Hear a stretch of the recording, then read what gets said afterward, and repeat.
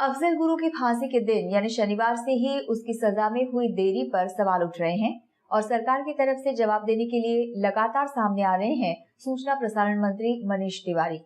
कल बीजेपी को कंधार कांड की याद दिलाने वाले तिवारी आज इस मामले पर फिर बोले हैं।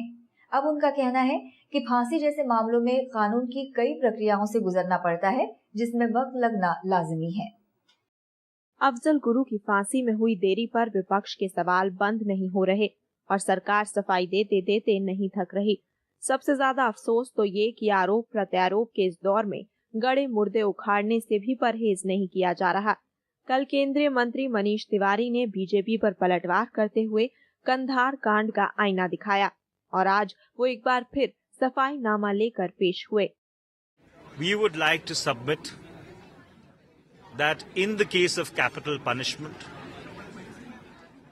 there is a need to be circumspect, there is a need to be responsible, and there's a need to understand and realize that there is a very deliberate scrutiny process which is involved.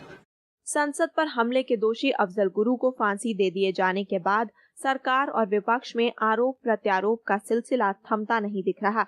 हैरानी ये कि दोनों ही एक दूसरे को नसीहत दे रहे हैं कि इस मुद्दे पर राजनीति ना की जाए, लेकिन दोनों ठीक ऐसा ही कर रहे हैं। कहीं ऐसा तो नहीं कि ये सब सिर्फ इसलिए हो रहा है कि लोकसभा चुनाव नजदीक आते जा रहे हैं। और जहां तक अफजल की फांसी की बात है तो केंद्र सरकार इस सवाल से बच नहीं सकती कि उसे सजा देने में इतनी देरी क्यों हुई, क्योंकि सरकार चाहे जैसे दावे करती रहे, सच यही है कि अफजल को फांसी देने में देरी हुई है।